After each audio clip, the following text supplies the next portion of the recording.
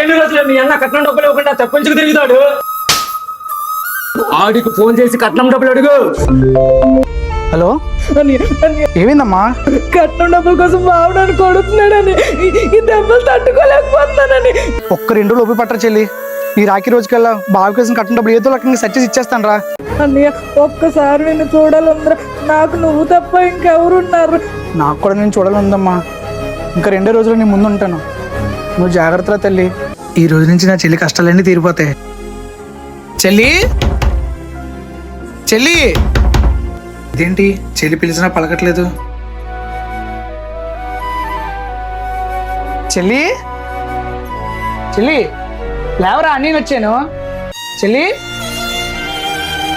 చెల్లి ఏమైందిరా? చెల్లి రే, ఏమైందిరా చెల్లి?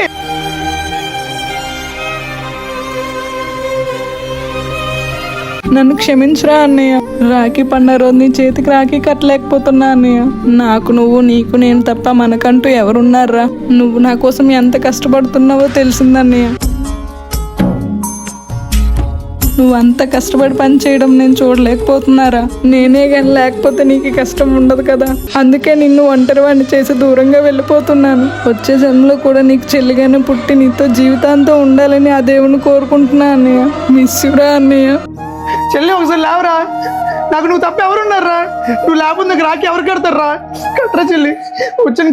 కట్టరా చెల్లి. నీరై కరిగిందా నీ ఎదలో